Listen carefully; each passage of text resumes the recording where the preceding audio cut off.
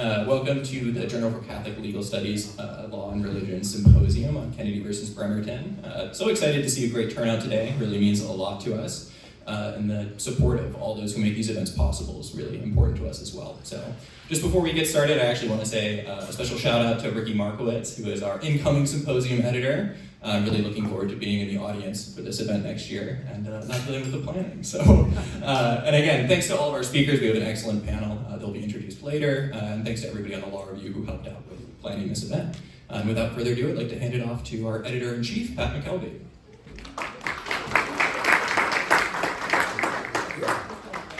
Hi everyone, thank you all for coming. I am the editor-in-chief of the St. John's Law Review and the Journal of Catholic Legal Studies. I'm also a student fellow with the Mattone Center for Law and Religion. And so what the Journal of Catholic Legal Studies is, we publish articles that have a connection to the moral, theological, or ethical considerations of law. And the Mattone Center for Law and Religion basically takes a look at the intersection of law and religion in American society and around the world. And I think that those two, twin aims are increasingly important in a world where these issues seem to divide us more and more.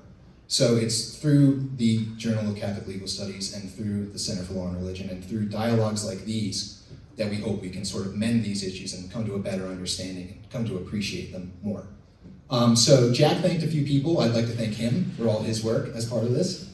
I'd also like to thank Teresa Dugan and Claire Policino for everything they've done. I want to thank Abby Drummond, our incoming editor-in-chief, and Ricky Markowitz for the work I know they're going to put in next year for this. I'm sure they'll do a great job. And lastly, we have two deans here tonight who I want to thank. Incoming Dean Jelani Jefferson Exum is here. She'll be speaking later. So thank you for coming. And lastly, I want to thank someone who's been here for 15 years as Dean, Dean Michael Simons. He helped to found the Center for Law and Religion in 2010. And he's been a terrific friend to myself, to the school, to the journal, and to the program. So I don't want to take anything else he's planning on saying. So Dean Michael Simons, everyone.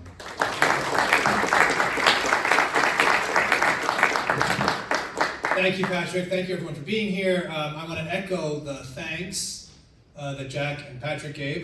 Particularly want to thank all of the Law Review students for their work on the Journal of Catholic Legal Studies, especially the Symposium editor, Jack Bilbrough, and the editor-in-chief, Pat McKelvey.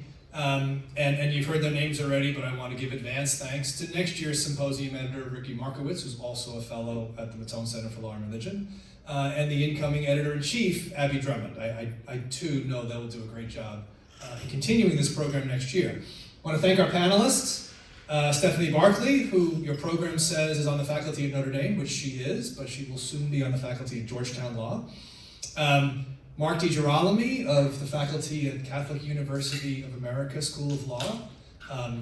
It feels weird to say that, but it's wonderful to welcome Deej back to St. John's. And of course, Marc Movsesian, our fantastic director.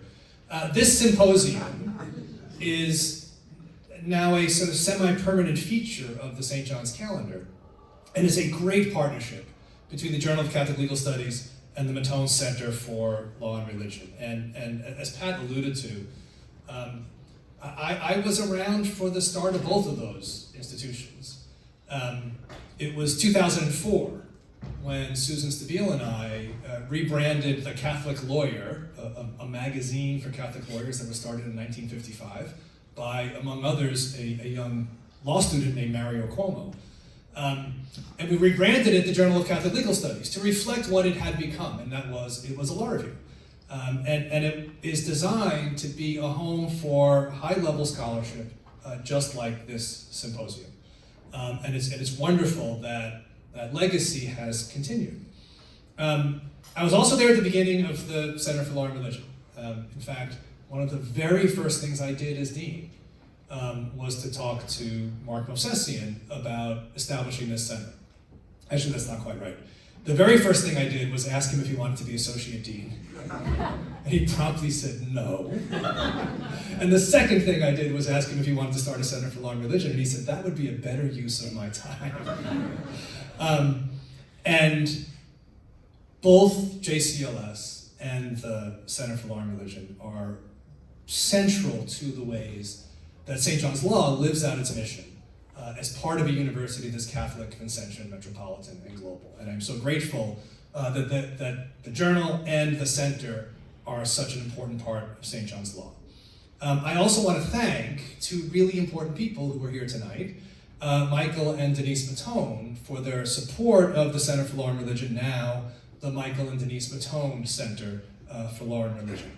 It is a wonderful example of how philanthropy can make a concrete difference in the life of an institution. And I just want to say, we lost Michael's father, Joe Mattone Sr., just a couple weeks ago. And I know that Big Joe would be really happy to see this event and this room and all these people in it tonight. He'd be particularly happy to see the new Mattone Center lapel pins. If you knew anything about Joe Sr., you know he loved lapel pins. And I know he was happy that Michael and Denise had endowed the Mattone Center for Law and Religion in perpetuity. Stay tuned for the big launch naming event for the newly named center. That will be in the fall, when I'm no longer dean, and my successor, Jelani Jefferson Exum, will be dean. And it'll be a wonderful, wonderful celebration. And I know that Jelani shares my gratitude to Michael and Denise, and my excitement about what their generosity means for the future of the center. Finally, I just want to say something about our new dean. It's wonderful that she's here tonight. She and I have been working very closely since early January when she was named. I appreciate her presence here. She's still dean at Detroit Mercy Law School and will be until June 1 when she takes over at St. John's. But we've gotten a chance to do a few events together. We'll do a few more over the rest of the semester, including commencement. And I am thrilled that she is taking over the leadership at St. John's. The future really is bright for the law school and for the Mattone Center for Law and Religion under her leadership. So thank you all for coming. I look forward to a great program, and I will turn things over to our leader, Marc Movsesian. Thanks, Marc. Well, thank you, everybody. I'd like just to thank the Center Fellows who are here. Ricky Markowitz, Patrick McKelvey, Ryan Pugh is out there somewhere. So thank you all very much for coming and for all the work you've done. And thank you to the staff of JCLS and the law review for putting this together. So tonight, our speakers have already been introduced, so I won't introduce them again. But tonight what we're going to do is talk about a very important recent case involving the Establishment Clause and the Free Exercise Clause. Some of you probably have heard of this case because it actually got a lot of attention in the news. It's called Kennedy versus Bremerton School District. And this was decided a couple of years ago, in 2022. It is a 6-3 opinion written by Justice Neil Gorsuch. There's also a dissent written by Justice Sonia Sotomayor. So my role on tonight's program is simply to, as we say, state the case, to explain what the case is, and then I'll turn it over to Stephanie and to Marc to give some comments about what the case means going forward. All right, so let me start with the facts of the case. Now I should say, when I say the facts of the case, even the facts are disputed in this case. Even at the Supreme Court level, the facts are disputed.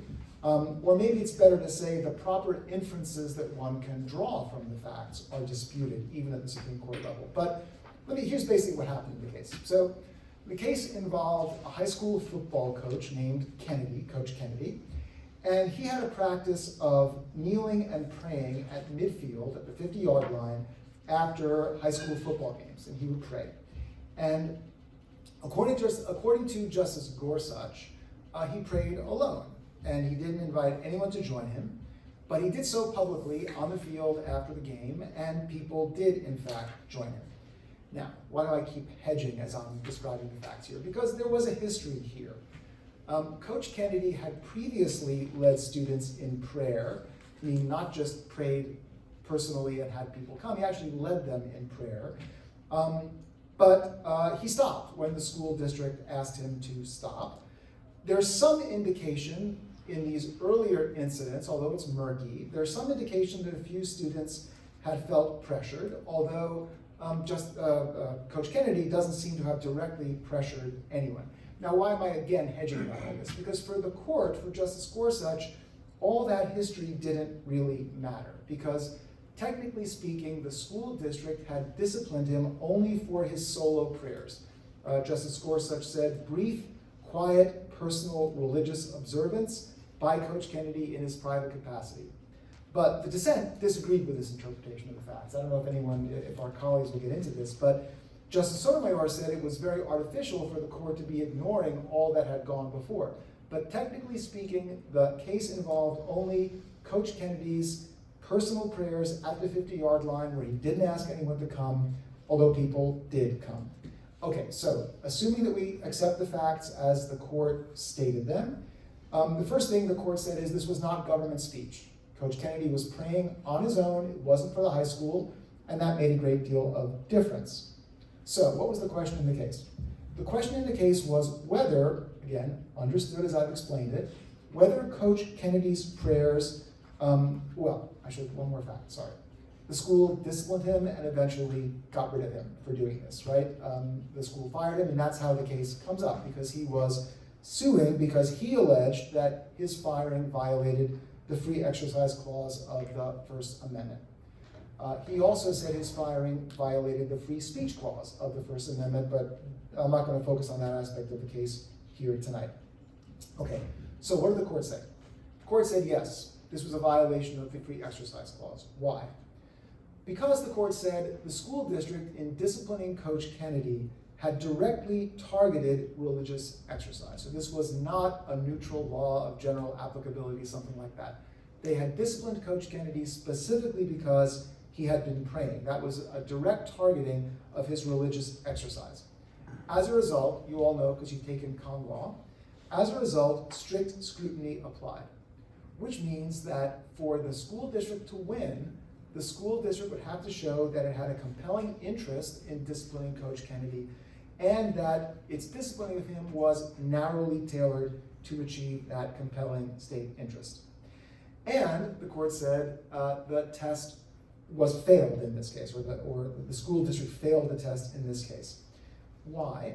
Because neither interest the school district asserted was compelling. Okay, what were those two interests? The first interest was the school district said, we want to avoid violating the Establishment Clause. And if we allow Coach Kennedy to pray on the 50-yard line after games, that is perhaps a violation of the Establishment Clause. Why? Because under a test from a case called Lemon versus Kurtzman, which was then expanded in various ways by the court had said that the state, to avoid an Establishment Clause violation, had to avoid endorsing religion. And the school district said, if we allow Coach Kennedy to pray on the 50-yard line, that could be seen by reasonable observers as us endorsing his prayer. And that would be a violation of Supreme Court precedent, as I said, in this case called Lemon.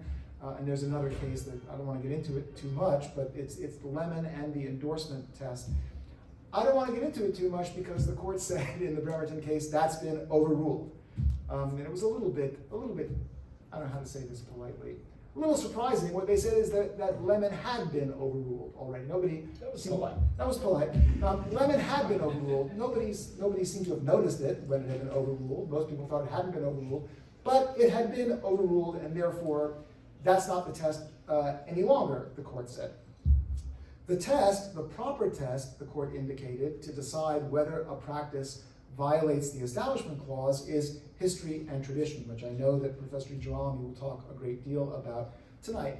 And the court concluded, I have to say a bit inferentially, the court really didn't spend a lot of time on this, the court concluded that what Coach Kennedy did wasn't inconsistent with American history and tradition. I guess the sort of personal prayers by a school official, they don't violate anything in American history and tradition. I guess that's the way to understand this. And the second compelling interest that the school district asserted here, was coercion. And the school said there's a danger that some of the students will feel pressured to join in the prayer. And the court said, well, that wasn't the case here either because there was no evidence of coercion. Again, the dissent really went to town on this and said you're just ignoring what's happened in the past. But as far as the court was concerned, there was no coercion. Coach Kennedy hadn't tried to pressure anyone to join him, and therefore there wasn't a problem there either. Okay, that's what the court said. As I've said a couple times now, there was a dissent. The dissent differed in the interpretation of the facts. And also the dissent was upset that the endorsement test was gone. Justice Sotomayor thought it was not a bad thing, the endorsement test. She also criticized the court for this new history and tradition test. Her main criticism was we really don't know what it means, this history and tradition test. And also Justice Sotomayor said the court had ignored the real danger of indirect coercion in the case. So I think that's a pretty straightforward statement of the case. And now we'll get to the good part, which is we'll turn to Professor Barclay and Professor DeGirolami to explain what this all means. Oh, there you go. Thank you so much. Are we on now? Yeah. Marc wanted to mute me. Thank you so much for having me. Thanks to the Journal of Catholic Legal Studies, to the Mattone Center, and those here who've made the Mattone Center possible, and to both Marcs, the dynamic duo. Really grateful to Marc for having me. It's such a beautiful venue, such a great place to be, and thank you all for being here tonight. I also just want to thank my daughter, Lily, who came with me, and she is celebrating a birthday, so you're all kind of at her birthday party tonight. Just very quickly, I'll tell you. Oh, Should we speak to her? No. No. She would never forgive me. This is her first time to New York, and yesterday when we got in the elevator, I turned around to see every button lit up, and she said, "Look, Mom, it's lit up like a Christmas tree, just like an elf." And she giggled every time we stopped on our way up. I was just very grateful that, not also like an elf, she didn't pick up the used pieces of gum when we were walking around on the sidewalk. All right, so Marc, I thought that was a really fantastic summary of the Kennedy case. Where is the fantastic gentleman who's running my slides? Oh, terrific. Could you go to the first one, Jack? So, as Marc pointed out, if you hear about this case in the media and people debating it, it is generally referred to as the praying coach case. And if you're just sort of loosely paying attention, or even if you've just read the dissent, you would think that this case is a case about whether or not Coach Kennedy gets to continue praying like this, surrounded by his students as part of a team prayer. It would be a very different case if that's really what Coach Kennedy was litigating. I think a much harder case for him to win, one that the court, at least even the majority, indicates some reservations about. But as Marc pointed out, that's just not how this case was being litigated before the court. Coach Kennedy had, when the school district brought this to his attention and said, "We don't want you to do this anymore," he complied. He agreed to stop praying with the students. In fact, the school district has a letter that states, quote, "Mr. Kennedy has confirmed his understanding of the school's written guidance, and to the district's knowledge, he has complied with their directives to stop praying with the students." So one might wonder, well, why didn't that satisfy the school district? Why did they continue litigating it? And the answer is because, and by the way, the photos that you see, these are all photos that happened before he received those directives. And so notice that the photos that the dissent is citing, none of them include a date post-dating this September letter that Coach Kennedy received, which is also why the declarations from students who may or may not have felt pressured just are no longer relevant to what is being litigated, because while they may have felt pressure before, and that would have been an interesting case if he was asking to continue, there was no case in which students were praying with him for the point at which he was asking to continue that behavior. Marc pointed out the dissent made this argument, well, it's still part of the relevant history, and so that should inform our analysis. And we can talk about that more later, but here's one problem I find with that sort of reasoning. Usually in a free exercise clause case or a RFRA case, you're taking the accommodation as the plaintiff asks for it, and then just saying, can we, the government, accommodate that particular accommodation? So for example, in a case called Holt versus Hobbs, where there was a Muslim prisoner requesting to wear a beard for religious reasons. He had previously asked to have a lengthy beard. So we could say, well, there's a history of him wanting to have this certain type of beard. By the time it had gotten to the courts, and then the Supreme Court, he had adjusted his request and said, I really just only need a half-inch beard. I think that would satisfy my sincere religious obligations. If I could get a half-inch beard, then there would be no problem. And the Supreme Court ruled in his favor 9-0. I think it would have been weird if the Supreme Court said, we know you only want a half-inch beard, but we're just gonna see if the government could give you a lengthy beard anyway, just for kicks and giggles. And if they can't, then you lose. We wouldn't litigate his case that way. Weird to suggest that we ought to litigate Coach Kennedy's case that way. So what he is asking for in this case is, you can send the students to the locker rooms, you can make sure they're off the field and I'm only by myself, but can I still say a prayer? The reason the school still said no is because they took the position that if Coach Kennedy were seen in public saying a prayer on school property, then that would send the message that they were somehow endorsing his religious beliefs, and that would violate the Establishment Clause. So how did we get to that understanding of the Establishment Clause? The text of the Establishment Clause says nothing about endorsing religion, certainly nothing about football players on school property. It just talks about how Congress shall make no law respecting an establishment of religion. For a long period of time, the court, in fact, from basically the beginning of the history of when this clause was interpreted as applying to the state governments, not just Congress, which in and of itself is an interesting debate, but one I'll bracket for now. Once the court had sort of entered into that modern jurisprudence of constitutional interpretation related to the Establishment Clause, it was always trying to figure out, well, what did that phrase, an establishment of religion, mean in the founding era? How was it historically understood? That seems to have some special significance, this idea of an establishment of religion. And that was true in cases through the early 1900s, 1940s, up until we got to Lemon in the 1970s, and then Lemon changed this. In Lemon, the court came up with this three-pronged test: secular purpose, primary effect, which later became no endorsement or no excessive government entanglement. Lemon, like other things from the 70s, orange shag carpet and brutalist architecture, did not age well, was not applied consistently by the Supreme Court. Lemon itself said we can only really dimly perceive what the historical understanding of the Establishment Clause is, so they were more just synthesizing what they took to be the court's own precedents and made this very high level, very abstract test, one test to rule them all, that resulted in a lot of mischief. After Lemon, then challenges to public displays of religion, whether it was a menorah or a creche or other sorts of government displays of religion or public prayers, challenges to those came fast and furious, even though in the first 200 years of this court's history, we had no challenges to that sort of religious display in public.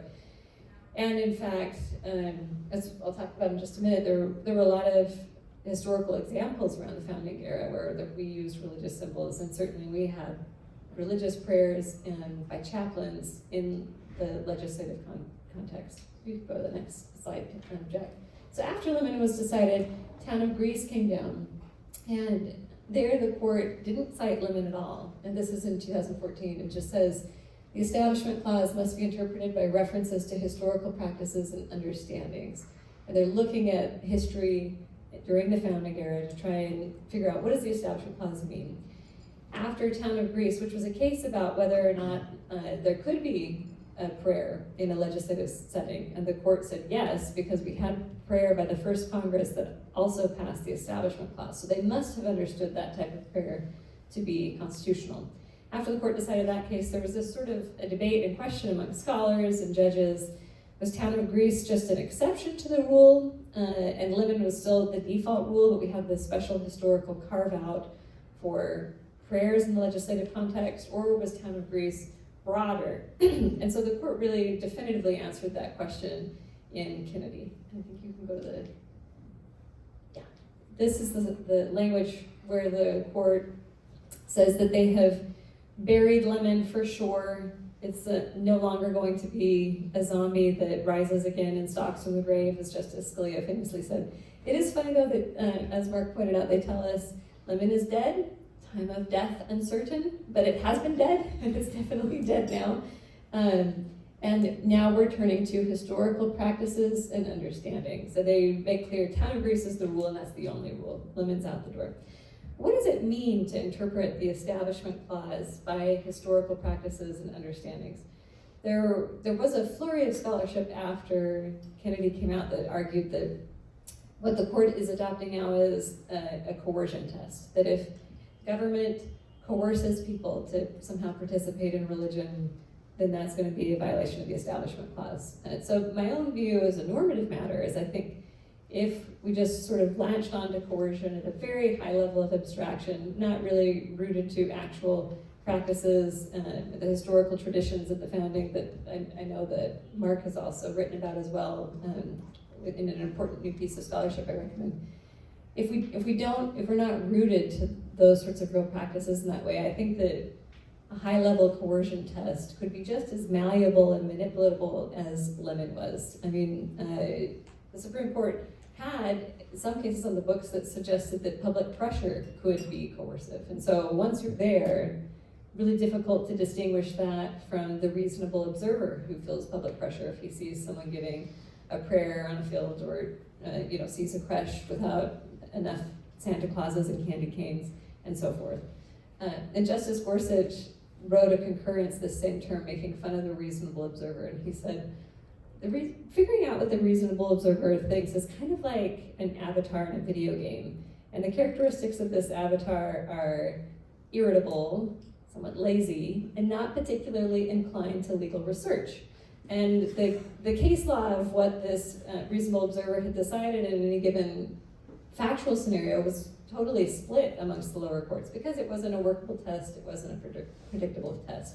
There's a fear, I think, that if we just replace that with another, do I feel subjectively coerced observer, we'd be back where we started from. Happily, I don't think that that is what the Supreme Court is doing and what they are communicating in Kennedy in terms of how we interpret history going forward to interpret the Establishment Clause. They also just didn't sort of like wave their fingers over all the lower court judges and say, go become historians. Like, good luck with that. They gave us some indicators of what they think the relevant history is. You can go to the next slide, Jeff. So the court said that government action that coerced individuals to participate in a religious exercise on pain of legal penalty was among the foremost hallmarks of religious establishments that the framers were seeking to prohibit through the First Amendment. But note that among. Coercion, first of all, isn't the only one, and second of all, it's coercion in a specific context with some specific factual grounding. And so, what might be the other hallmarks of a religious establishment? Well, the court gives us some important clues in a footnote where it cites to Michael McConnell's scholarship that identifies multiple historical hallmarks of an establishment, and the court is citing to a concurrence there by Justice Gorsuch where he fleshed this out. If you could go to the next slide, Jeff. So what Justice Gorsuch said that same term in a concurrence in Shurtleff, a case dealing with a public display of government flags or flags in a government forum. He said that these are what he views as the formal hallmarks of an established religion. Beyond a formal declaration that a religious denomination was in fact the established church, it seems that founding era religious establishments often bore certain other telling traits. First, the government exerted control over the doctrine and personnel of the established church. Second, the government mandated attendance in the established church and punished people for failing to participate. Third, the government punished dissenting churches and individuals for their religious exercise. Fourth, the government restricted political participation by dissenters. Fifth, the government provided financial support for the established church, often in a way that preferred the established denomination over other churches. And sixth, the government used the established church to carry out certain civil functions, often by giving the established church a monopoly over a specific function. And I would submit that these hallmarks capture a lot of our current doctrine about the Establishment Clause. Not all of it, but a lot of it. So if you look at this first one about government control over doctrine and personnel, how are we doing on time? The ministerial exception is a doctrine that the Supreme Court has unanimously made clear protects leadership of religious organizations. The government doesn't have the right to interfere with that. Doing so would violate both the Establishment Clause under this first sort of hallmark and the Free Exercise Clause of the First Amendment. If we look at this last one about government using an established church to carry out certain civil functions. There's a case called Larkin versus Grendel's Den, where the government in Massachusetts had given a special license to a church where they had veto power over whether businesses could receive a liquor license. They had given monopoly control to the church over deciding that, and the court said that violates the Establishment Clause, and I think that that's probably true under one of our hallmarks of an established religion. There was some concern after Kennedy, does this mean that all school prayer is now legal, that if every school wants to do like the government did in Engel and write a prayer that has to be recited by every teacher at the beginning of class, is that now kosher under the Supreme Court's decision in this case? And again, that's a long way from the facts in Kennedy, so I don't think Kennedy does anything to sort of breathe life into that set of facts. But there's another reason, a separate hallmark, why I think that would be problematic, and that's, again, under this idea of government exerting control over doctrine. In Engel, because the government had written the prayer, it was like the government was dictating the liturgy. And so there's an independent reason, completely separate from questions about coercion, why government action along those lines would be problematic. I do think, under the court's new approach, that challenges to things like crushes, that's probably something that the court, for the most part, is out of the business of doing. And so they're taking off their interior decorator hats and hanging that up and sort of setting that aside, I think, in terms of at least something that could be litigated under one of these hallmarks.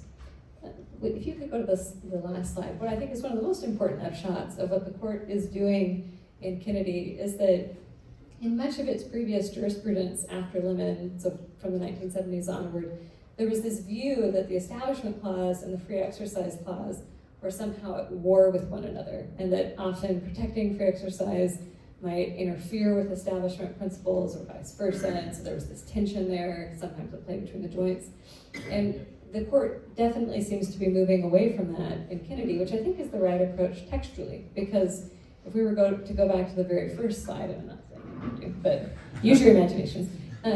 Establishment and exercise of religion are part of the same sentence. So it's textually odd. I mean, they only use the word religion once.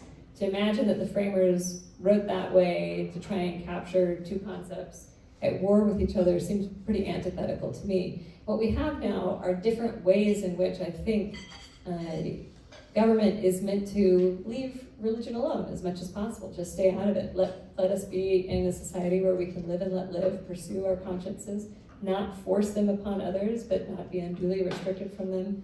And now the Establishment Clause, right, being rerouted in more historical understanding, is going to complement the Free Exercise Clause and sometimes the Free Speech Clause in accomplishing that goal. And I'll go ahead and pause there.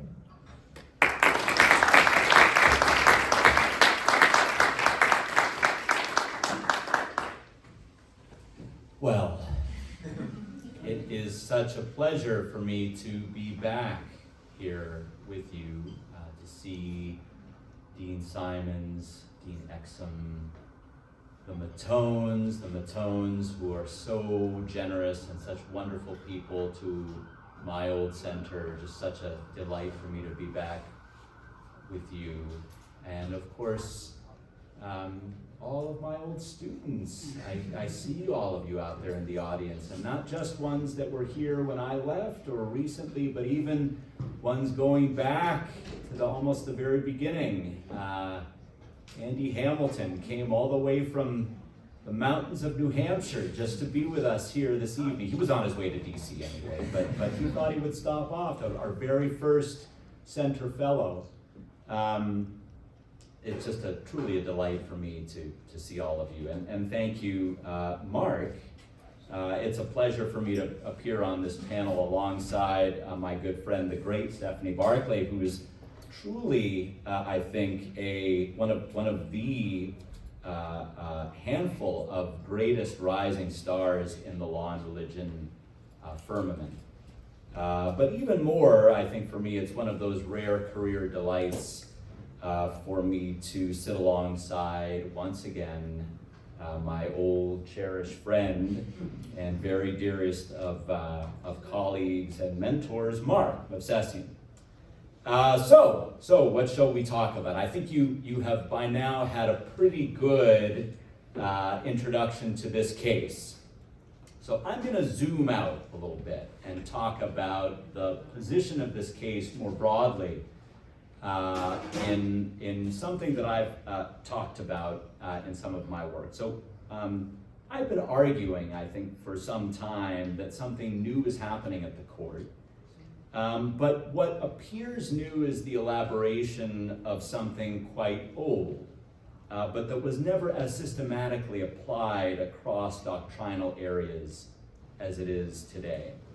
That approach is emerging for interpreting areas of the Constitution as different as the Second Amendment, substantive due process, freedom of speech, the religion clauses, but many, many other areas as well. The court, as Professor Barclay says, repeatedly says that it looks to tradition or history and tradition or past practice or something like this. And so the question is what this really means. And this is something, again, that I've been working at over the last few years, initially principally as a descriptive project to try to understand what was going on, and then more recently as a matter of explanation or even defense in what I have called traditionalism. I'm going to be brief in describing it because I've done it probably in front of some of you, many of you already before, and I have other fish to fry in this talk. But briefly, descriptively, traditionalism is defined by two key elements. Number one, concrete practices rather than principles, ideas, judicial precedents, and so on, as determining constitutional meaning and the content of the law, the content of constitutional law. And second, the endurance of those practices as a composite of their age, longevity, and density, evidence for which can include the practices used before, during, and after enactment of a particular constitutional provision. So just a quick word about each of these. First, practices. Traditionalism takes two types of concrete practice as determinative of meaning and law. The practices of the political organs of government, including state and local governments, and the practices of individual citizens or groups of citizens. Second, endurance. As I say, this is a composite of age, the antiquity of the practice, longevity, the continuity of the practice across time, and density, the extent to which the practice was adopted across geographic space. So one could say, right, the longer age, the more seamless longevity, and the more commonly adopted density the practice is, the greater its authority for determining meaning and the content of the law.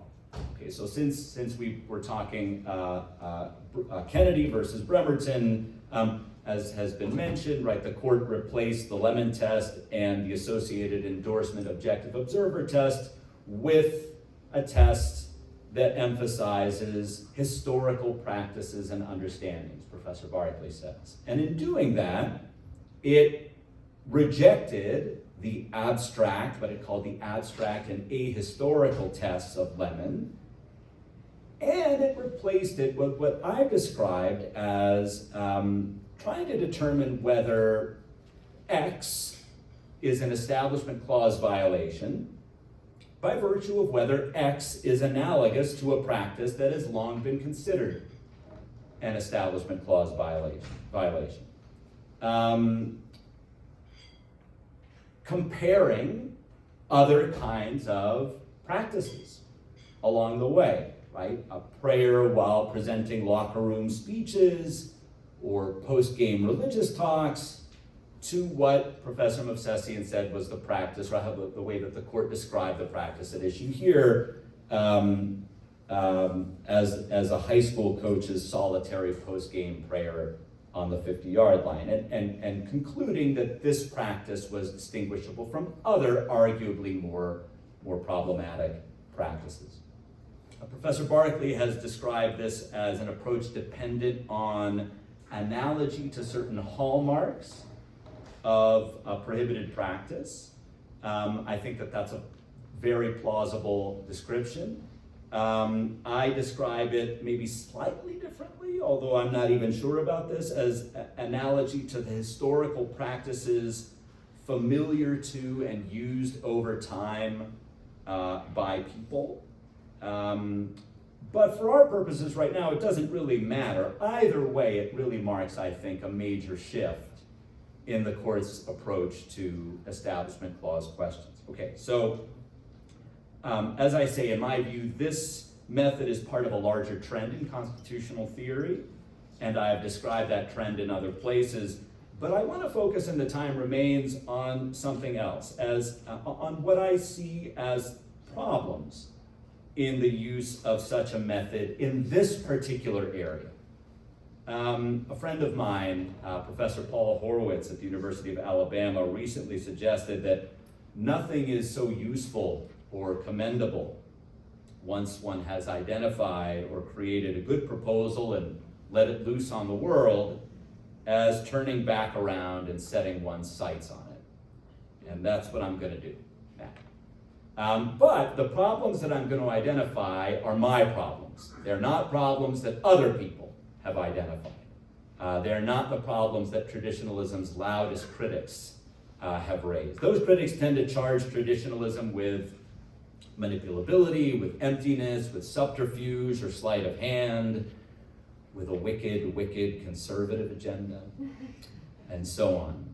Those are interesting criticisms, as I say, but I believe they are answerable, and for me at least, they're not the core challenges. Let me start instead this way. A method of constitutional interpretation is good, I believe, if the ends that it promotes are good. Now let me be clear that by this I don't mean that unless the method leads inexorably to all of your favorite results in all cases, the method is no good. But I do believe that there is a relationship, a connection between what the law is and what it is good to do. If one is a traditionalist, normative evaluation is built in to identifying what the Constitution means and what the content of the law is. If we are traditionalists, we are so because we believe that the traditions of practice that determine the content of the Constitution give judges at least a prima facie reason to adjudicate constitutional cases in accordance with those determining traditions. That means if we are traditionalists, we are so because we believe in the prima facie goodness or rightness of the traditions that determine our Constitution's content. We believe that our constitutional traditions of practice tend, again, presumptively, to lead to and cultivate various constitutional virtues, qualities of personal character that represent the best of what our constitutional republic has had to offer. That is, to conclude this set of credos, we believe that the fundamental appeal of tradition in law as in other parts of life is that traditions are the means through which human beings come to know what excellence is and through which they become excellent people.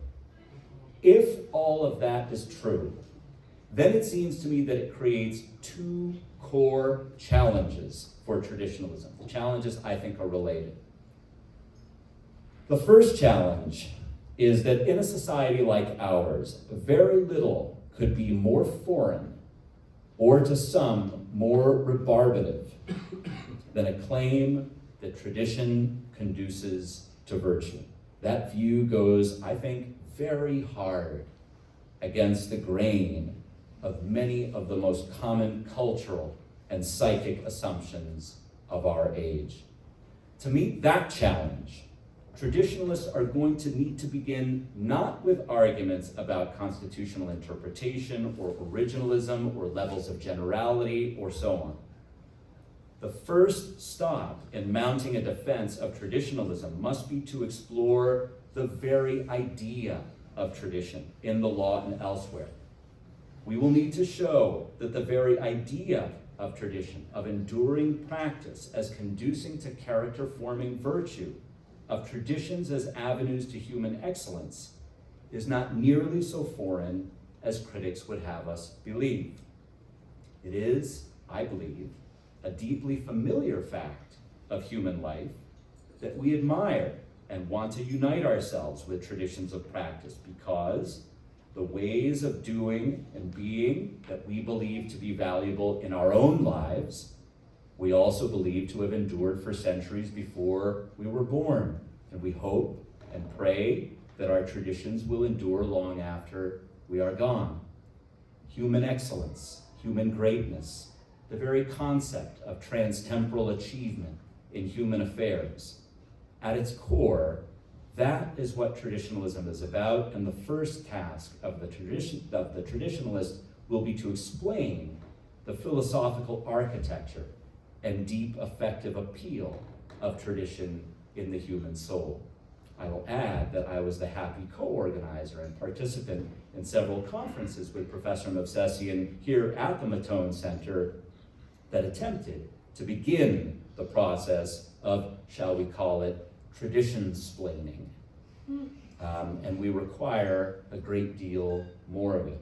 Okay, what's the second core challenge? It's this.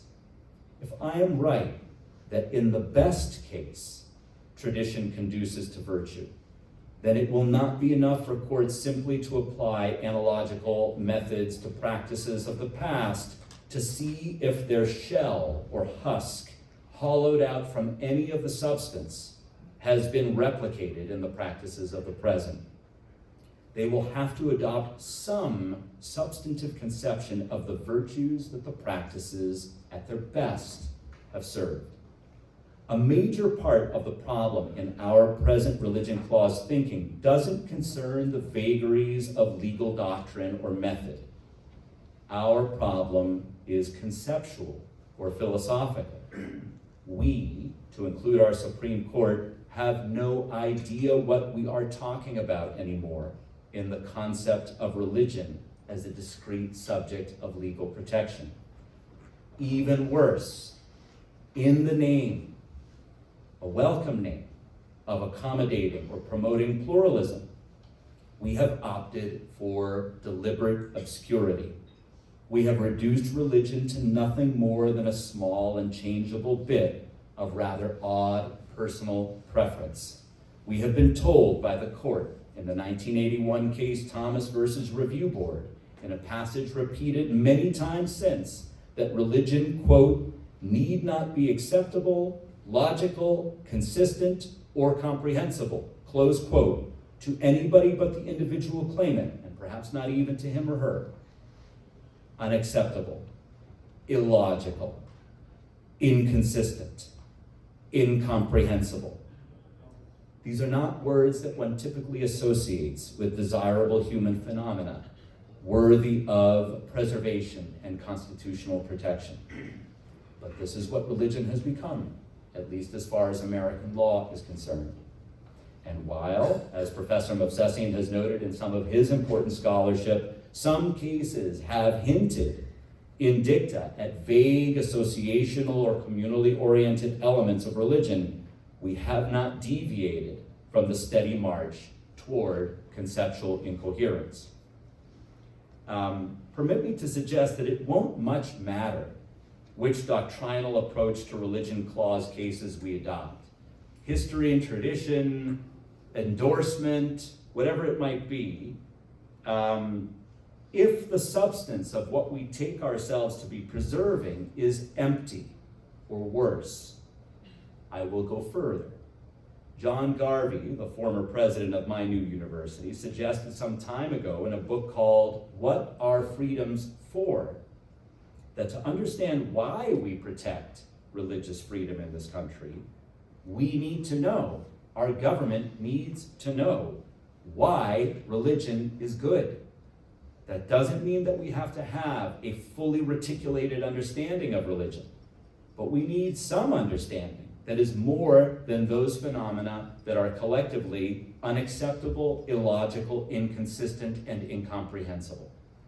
If we do not know why we protect religion, or if we continue to maintain that obviously vicious practices, unacceptable, morally repellent, and utterly illogical practices are the ones that we ought to protect, then we should not be surprised when our society becomes vicious.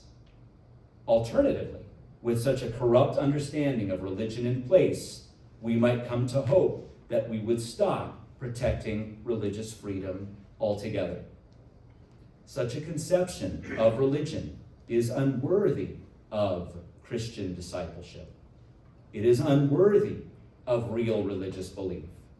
If the objection to my use of real here is something like, who are you to define what is real? Then my response will be, who do I have to be?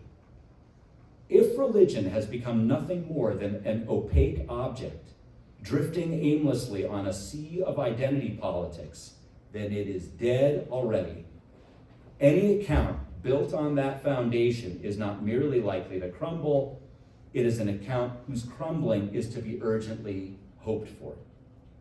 Once again, a constitutional theory is good if the ends that it promotes are good. The turn to a focus on traditions, on enduring practices, is a development that I support. But if the turn to tradition is to fulfill its promise, then it will need to draw strength from a sound philosophical account of religion. Indeed, it will need to reinfuse that account into American law. How do we do this?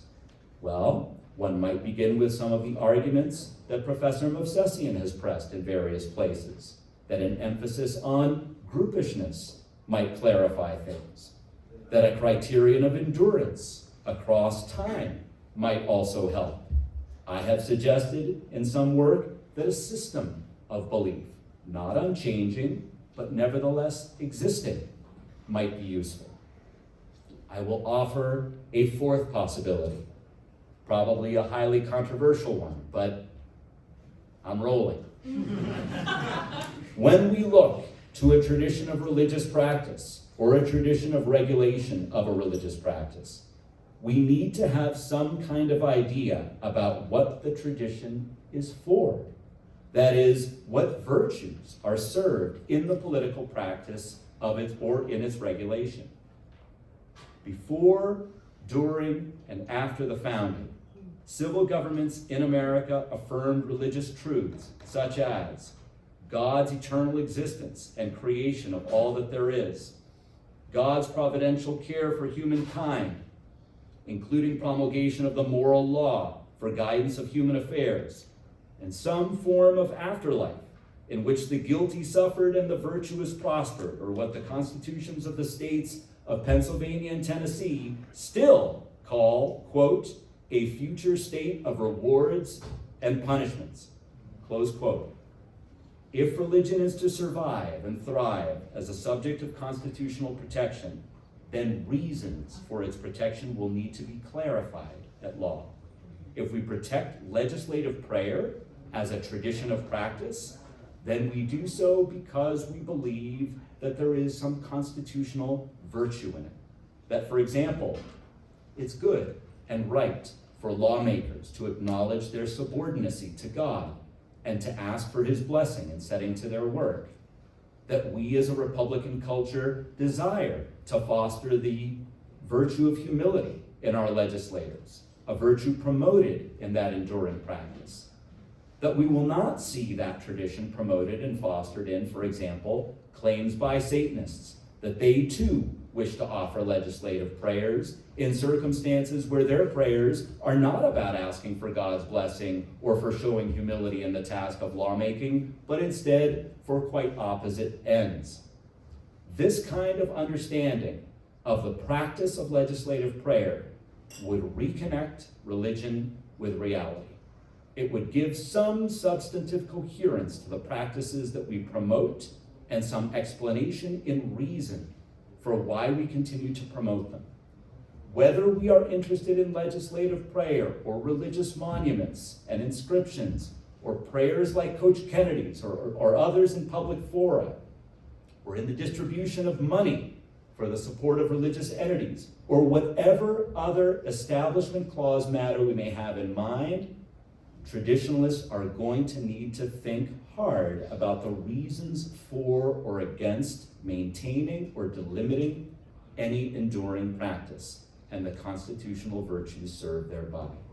To be sure, there are dangers of excess here, dangers that the government will become too involved in defining what, for example, natural religion might be. Overly entangled, as Professor Barclay mentioned. But I think we have succumbed not to that danger, but to its equally dangerous opposite. In our desire for ecumenism and the accommodation of pluralism, we have fallen into hopeless incoherence. We have lost sight of what this freedom is for.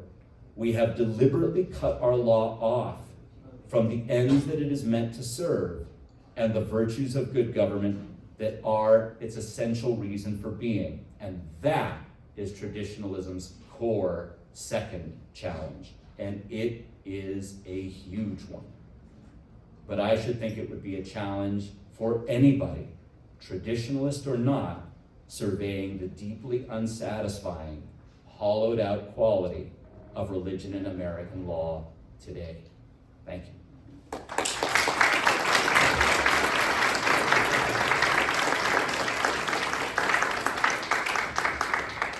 Well, I don't know, Marc was such a sunny guy when he was at St. John's. So anyway, well, it's my turn now to take over and do the Q&A period for a while. I have some questions myself, but if anyone wants to go, I don't want to. Okay, let me just ask two questions to each of our guests, one to each of them, and then we'll throw it out to the audience. So first, Professor Barclay, when you were talking about the new hallmarks of establishment of religion, I think you said the court has suggested 6 of them. And to my mind, the 6-factor test is not really a test at all. And I wonder if this just doesn't get just very confusing for lower courts and very hard, makes it very hard to predict exactly what's going to be in the establishment category and what isn't. And so I wonder if you could talk a little bit more about how you think the court is going to manage a 6-factor test here without becoming really very unpredictable. And to Marc, I want to focus on just, since you talked more broadly, a very interesting way, about tradition, and you ended with a thought that, well, tradition has substance, but I mean, one tradition of American law, of course, is the tradition of state neutrality. It's an Enlightenment tradition, and you've given one aspect of tradition, but the other aspect of tradition is precisely we're not going to have substantive understandings at the legal level in the way I think you are pushing towards. So I'd like you to comment a little bit about that. Maybe Stephanie, I'll give you the mic, and Marc, and then we'll take it from the audience. Yeah, thanks so much for the invitation to clarify this. I don't think it's a 6-factor test. So I think these hallmarks, any one of them are sufficient, and they are not all necessary. So it doesn't have to be one of the hallmarks. We start to engage in analogical reasoning. Notice the first sentence, beyond a formal declaration. So still, if the government passed a piece of legislation that said the Catholic Church is the established church in New York, we'd have a problem. We wouldn't say, does that seem to look just like coercion? I'm not sure, right? Like we'd end the analysis. So, but the other 6 hallmarks are, if it looks like any one of these things, you're done. If the government gives a monopoly power over social service functions to a church, or if it preferentially financially funds one denomination over other groups, I think you have a problem. And I think that that is pretty easy to apply, and I think that the court has actually already started developing discrete doctrinal tests under each of these hallmarks. So Trinity Lutheran, Carson v. Macon, Espinoza, that series of cases, which is coming out related to funding, makes clear that government can't give preferential treatment when it comes to churches or denominations for funding, but neither can it discriminate against them. So the free exercise clause requires government to fund them in a certain way on an even-handed basis.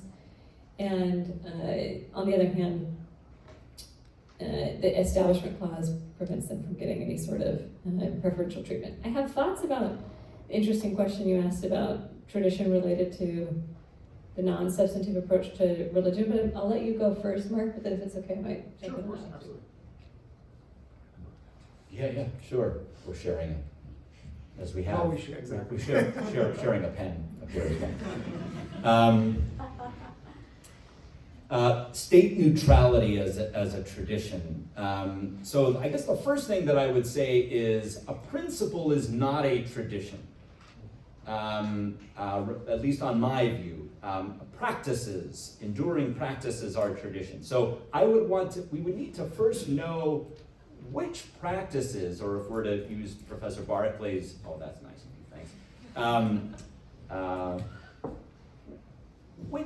If we use Professor Barclay's terminology, which hallmarks of neutrality were hallmarks that actually made a difference to, let's say, the founders, or if my view is right, before, during, and after the founding, as hallmarks of neutrality. And there, I think, if we're talking about something like the distinction about whether, to use, let's say, the Book of Common Prayer or some particular other Catholic text as the official text of the United States Congress, well, yes, then I do think having in hand a strong, a robust conception of what religion is, and being neutral as among options with respect to an establishment of religion is an important, but notice what's already assumed here. We already know on that conception, we have a pretty good idea about what religion is in the first place, so that we can be neutral about it.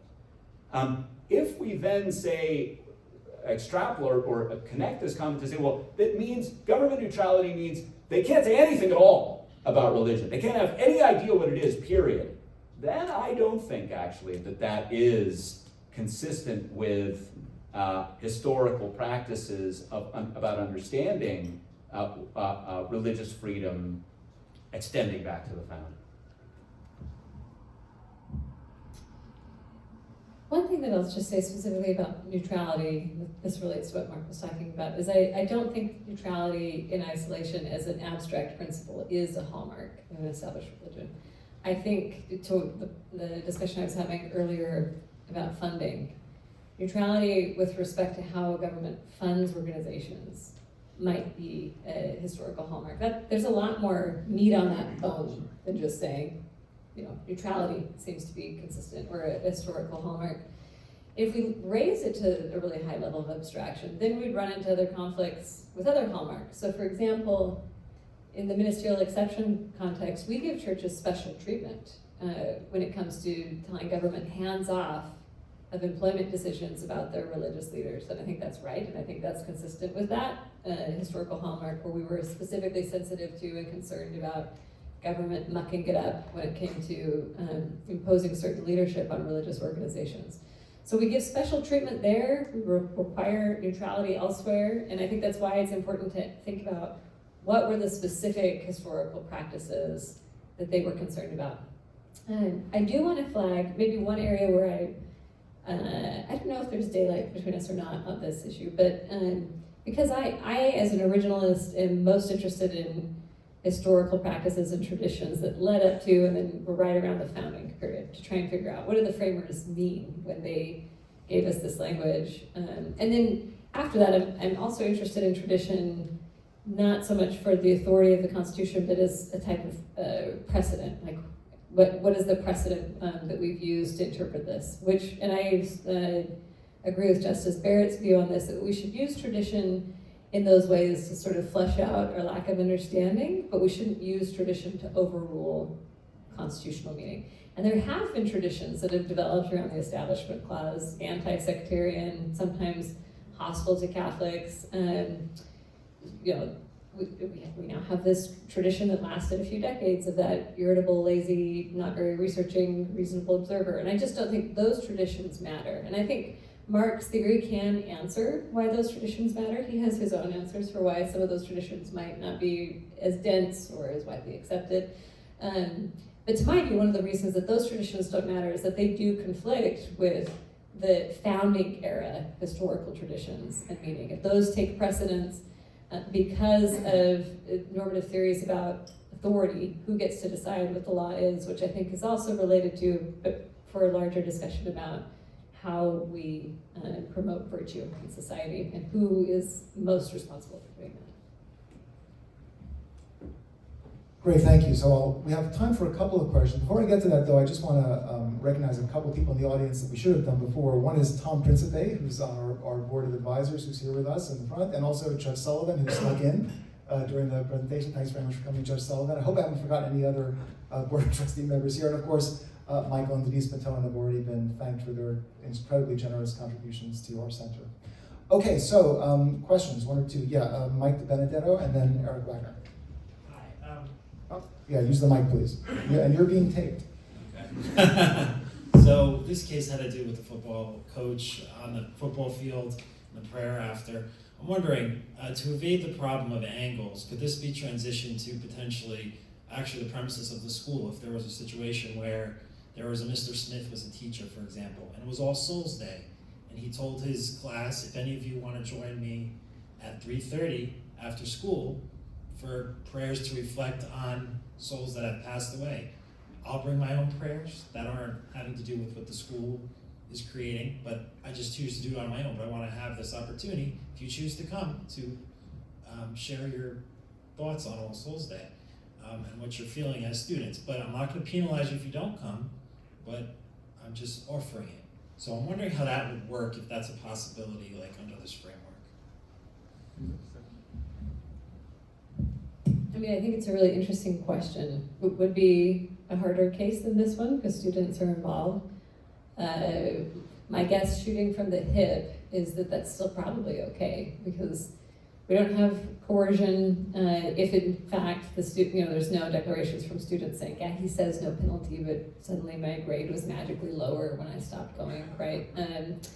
And he's not writing a liturgy that everybody has to use, and I think if we said the opposite, if we said, well, teachers who are teachers just can't do anything religious. I mean, France is getting close to doing that, but you start to run into a world where it's like you can't, as Justice Alito expressed concern about, you as a teacher couldn't bow your head and pray over your lunch during the day, and France won't allow teachers to wear their own religious symbols quietly in a classroom, which means that some, like Muslim women just can't be a teacher in school. So I think that's the danger if we swing so far the other direction. So that's my off-the-cuff response. I think it's a really interesting question. No, that sounds good to me. Eric Wagner.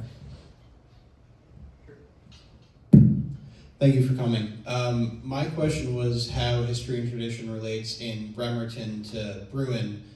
Bruin, the Second Amendment case, the court said that part of the reason why the court should look to history and tradition was because the Second Amendment codified a pre-existing right, and so looking at kind of ratification era history would show what they understood that right to mean. Do you think that the Establishment Clause similarly codifies a pre-existing right or not, and does that affect how you analyze history and tradition? And from an originalist perspective or a traditionalist perspective, do you think that it should affect how you use history and tradition? Yeah, so this is a great question, Eric. In terms of the relationship between the two, I think Bruin was a more developed case concerning the method that the court wants to see. It was also many more pages. But discussed a method that really concerns a number of different historical periods, to include post-ratification evidence. So the codification issue of a pre-existing right, I can understand the relevance of pre-ratification practice evidence, but it doesn't explain what post-ratification evidence is doing if that language concerning pre-existing right, or if that issue about it being a pre-existing right is really all that important. I think from my point of view, all periods are relevant, and maybe I can rope in a little micro answer to Professor Barclay's question about post-ratification evidence. I think evidence of practices post-ratification are evidence of both meaning and legal content. Because I think that the way that we flesh out the meaning of the words we use is by doing things. I think that, and take any basic rule, you know, if Professor Barclay is at the dinner table with Lily and tells her, no bad manners at the dinner table, Lily, not that you would ever have bad manners at the dinner table, but how will someone learn the content of that rule? They will learn it by behavior. They will learn it by practices, many of them occurring after the setting of that rule. So we will learn what bad manners are, right, by when we shovel food on the floor for the dog to eat. When somebody says, no, that's bad manners, we're learning. So I believe that this issue of codification of a pre-existing right is largely, not entirely irrelevant to my view of the way that we come to understand, we come to flesh out both the content of the Constitution, both its law, and the meaning of the words. I will say, just quickly to conclude, that I do think one could say if we're codifying a pre-existing right, then we will want to look especially closely at pre-ratification evidence, because we will think that that evidence will be all the more relevant. But we will not have a different process if we don't think that we're doing that, in my view. I think that I'm going to compare Bruin to Kennedy along with Dobbs and Houston Community Center, because I think that these are 4 different fairly recent Supreme Court cases that are all doing arguably different things with tradition. I think it's a really interesting question. Before I compare those cases, let me just start by giving an answer to a similar question that Justice Barrett gave actually at Catholic at a great event that they hosted there. And she was asked about the role that history and tradition play in Supreme Court jurisprudence. I thought she did a good job disaggregating it and pointing out that we shouldn't think monolithically about tradition. It is not doing the same thing in every single case. So she said, one thing that is just widely agreed on, there's not really debate about this, so maybe the most common use of tradition. So when we're looking at tradition leading up to and near in time to the founding, to try and figure out what did the founding era mean and understand the constitutional language to mean. We're really just at that point trying to get at what is the meaning of the constitutional text. We might, so beyond that, why would we use tradition going much further in time than outside of the founding era? Or if we're looking at the 14th Amendment, the Reconstruction era. She gave a few reasons. One, we might look at that precedent, again, because it's a type of political precedent. The Supreme Court's not the only group that makes precedent. And especially if meaning isn't clear of the Constitution, then maybe we ought to be deferential to what our democratic branches are doing. There are democracy-enhancing reasons why that makes sense, although she points out, in her view, she would never give that precedent such weight that it would contradict the meaning and amend the Constitution, so to speak, from what was understood at the founding. Then there's another type of precedent we would use if the doctrine itself points you to the precedent. So when it comes to personal jurisdiction, cases that ask about procedural fairness and or fair play are asking you to look at things like tradition of whether that seems like fair play to us. That has nothing to do with founding era history, but the doctrine itself is asking courts to look at a certain type of tradition.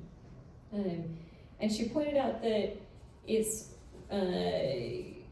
more debated about what tradition is doing beyond that in terms of something like, I think what Marc is talking about, being constitutive of meaning. Her own view is that Bruin did not usher in a new history and tradition test.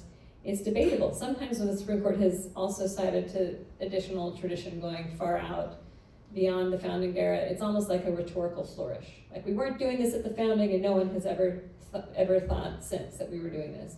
One reason, so to go back to what Bruin was doing, Bruin had some traditions that were looking at founding era stuff. But then they had these other traditions they were looking at for shall issue licenses that started much later. And this is probably the most controversial part of Bruin, is this question of, well, why should we care? Where did that tradition come from? It's not founding era tradition. It's not really a flex that continued forward. It's just sort of randomly picking a tradition out of thin air and saying, this one we've decided matters, and we haven't really given you a theory of why. Although Marc has given us a theory. Maybe that now is constitutive of meaning. But Justice Barrett doesn't seem to think that's what the court as a whole has decided. What is Kennedy doing? I think Kennedy is focused on the tradition of the founding era. What did the founding era understand the Establishment Clause to be? They don't look at the history of prayers starting in the 1800s. They're not interested in that, even though that's really when a lot of these debates start up. They're looking at the history around the founding era.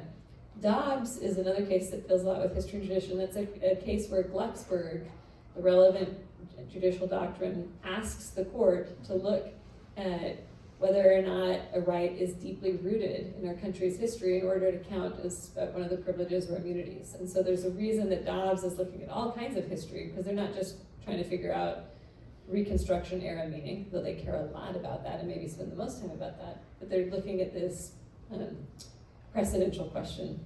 And then Houston Community College is a case where they look at precedent from the founding all the way to the present, and I think that's a case where it's a mix of historical flourish, or rhetorical flourish, and something like, these are the political precedents that our political branches have set.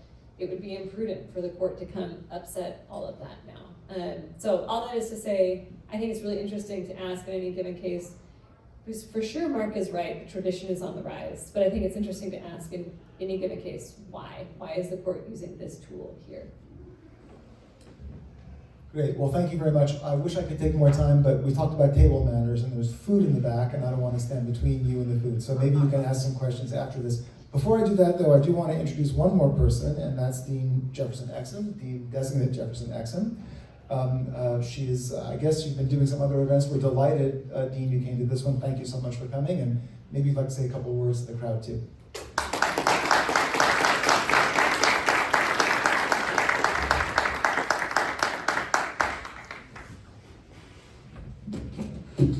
Thank you, Marc, and thank you, everyone, for being here. It's really been a pleasure to be here tonight. I've been excited for this event and to get the opportunity to engage with all of you, and I'm looking forward to being able to do more of that this evening. I've looked forward to joining the St. John's Law community for several reasons, and many of those reasons have been on display tonight, namely a dedication to mission, a commitment to intellectual discourse and educational excellence, and also an unmatched sense of community. I've been inspired by the Vincentian mission of St. John's, and I'm proud to join a law school where there's room to explore the law through the lens of faith, and also to study the complex relationship, as we've learned today, as we've explored today, between the law and religion. So I was enlightened by today's conversation and impressed by the level of engagement, legal curiosity, and discourse that's taken place this evening, all things that make this school intellectually strong. And I trust that you all are equally enlightened and impressed as well. So in addition to demonstrating the mission of St. John's Law and highlighting the school's educational excellence, tonight's program, for me, has really displayed a sense of community fostered by all who joined together to organize this symposium. Congratulations to the students, to the student leaders of the Law Review and the Journal of Catholic Legal Studies for a job well done. This has been really excellent. Thank you to the Mattone Center for Law and Religion for co-hosting this event. And of course, I especially thank Denise and Michael Mattone for being so generous in support of the center and its work. A special thank you also to the panelists. This has been really fantastic. I've learned a lot. I've been just, I use the word enlightened and impressed, but really leaving with lots of thoughts. You know, I've been taking notes, actually, so thank you very much for lending your expertise to this event. Thank you to all of you. I don't want to hold you from the food. I just wanted to let you know how pleased I am to be here, how excited I am for continuing in this to heighten the discourse, I'll say, on the complex relationship between law and religion, and really to continue to explore the work of the center and the work that we can do together to further the mission of St. John's Law. So thank you so much for having me and for being here.